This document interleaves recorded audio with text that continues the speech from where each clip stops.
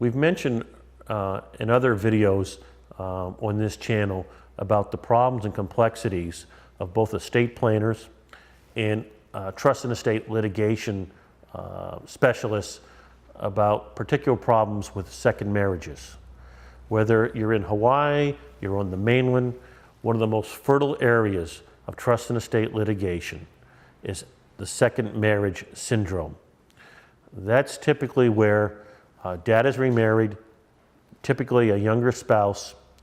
He has 2 or 3 children, and he's trying to take care of everybody.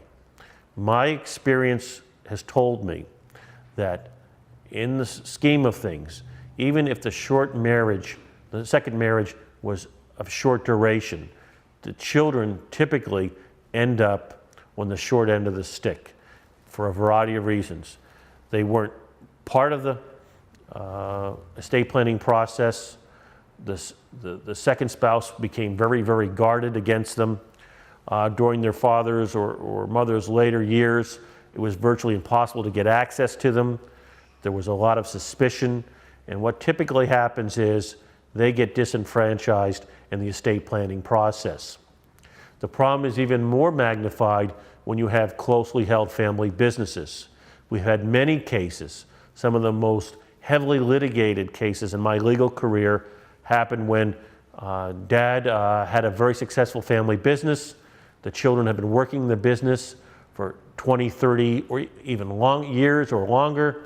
The grandchildren start getting into the business, but guess what?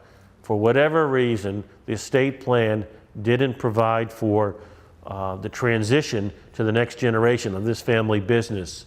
And then dad becomes incapacitated or he passes away, and guess who has legal control of the family business? The surviving spouse that has never worked there, has no experience in that business, and what does he or she do? She typically hires somebody independent that she can control, and next thing you know, you have strangers stepping into this business. So one has to be very, very conscious as a child of a parent that is remarried to discuss all these issues about what their expectations are, how the business will be managed, owned and operated when the father either passes away or if he should become incompetent. Because without discussing these things, some of the most bitter, protracted lawsuits involve the rights of children against that second marriage spouse.